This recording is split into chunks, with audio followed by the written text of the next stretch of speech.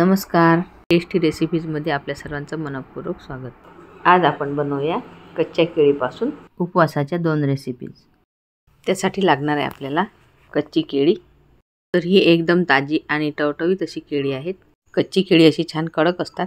आता आपल्याला हे कुकरमध्ये शिजवून घ्यायचे आहेत। त्यासाठी आपण इथे 2 केळी कुकरमध्ये ठेवून 2 शिट्या काढून घेतलेल्या आहेत।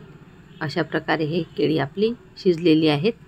आता त्याची साल काढायची आणि पोटॅटो मॅशरने मॅश करून घ्यायची।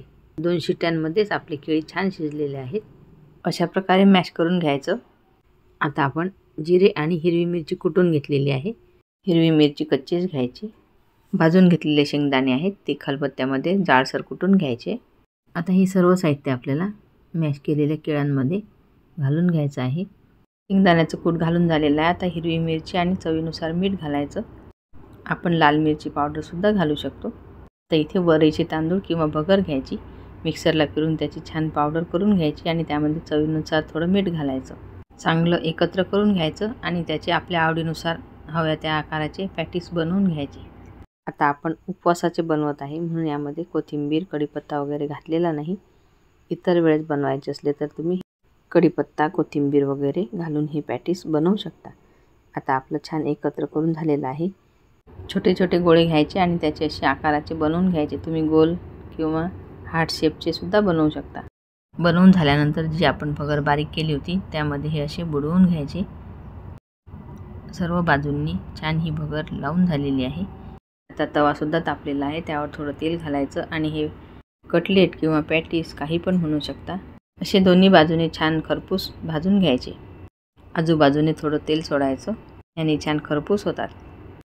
अशा प्रकारे उपवासाला खाल्ल्या जाणारे बनाना पॅटीस आपले तयार झालेले आहेत। ही झाली आपली पहिली रेसिपी। दुसऱ्या रेसिपीला लागणारे साहित्य बघूया।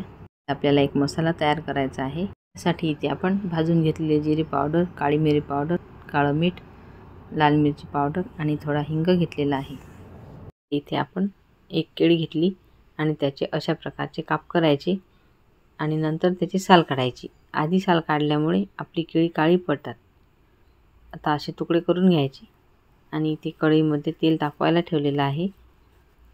आता याची साल काढून झाल्यानंतर हे अख्खेच्या अख्खे आपण तेलामध्ये सोडणार आहोत। साधारण 2 इंचाचे काप करायचे। तेल सुद्धा तापलेलं आहे, त्यामध्ये ह्या फोडी सोडून घ्यायच्या। जरी मोठमोठे काप दिसले तरी सुद्धा हे अगदी पटकन तळल्या जातात। चांगले असे सोनेरी रंगाचे होईस्तोवर तळून घ्यायचे। तळून झालेले आहेत, आता हे काढून घ्यायचे। आता पोळपाट किंवा चॉपिंग बोर्ड घ्यायचा आणि त्यावर हा तळलेला काप ठेवायचा आणि अलगद पोटॅटो मॅशरने दाबायचा। असं प्रेस केल्यानंतर आपली एक एक फोड आहे ती अशी चापट होईल। अशा प्रकारे आपण सर्वच प्रेस करून घेतलेले आहेत। असे ठेचल्यानंतर ही अगदी कडक पापडीसारखी बनते। आता परत आपलं तेल तापलेलं आहे, त्यामध्ये सोडून घ्यायच्या आणि कुरकुरीत अशी तळून घ्यायची। आणि जो आधी आपण मसाला तयार केला, भाजलेली जिरे पावडर, काळी मिरी पावडर, काळं मीठ, लाल मिरची पावडर आणि हिंग, सर्व साहित्य एकत्र करायचं आणि हे जे तळून घेतलेले काप आहेत केळीचे त्यावरती हा भुरभुरायचा। अशामुळे आपले चिप्सला एक छान चव येईल आणि चटपटीत अशी उपवासाची बनाना चाट तयार झाली। खायला छान कुरकुरीत लागतात। ही झाली आपली दुसरी रेसिपी। आता तिसरी रेसिपी जी आहे, जे वडे बनवले त्यासाठी आपण कच्च्या केळीचा किस वापरला। त्यामध्ये भिजवलेला साबुदाणा, आवश्यकतेनुसार शेंगदाणे, मिरचीचे काप आणि चवीनुसार मीठ घालून एकत्र करायचं आणि त्याचे असे वडे थापून घ्यायचे आणि छान तळून घ्यायचे। अशा प्रकारे कच्च्या केळीपासून आपण उपवासाच्या चटपटीत रेसिपीज बनवलेल्या आहेत। तुम्हाला जर माझ्या रेसिपीज आवडल्या असतील तर व्हिडिओला लाईक करायला अजिबात विसरू नका। रेसिपी बघितल्याबद्दल धन्यवाद। पुन्हा भेटू अशाच नवीन रेसिपीसोबत। तोपर्यंत नमस्कार।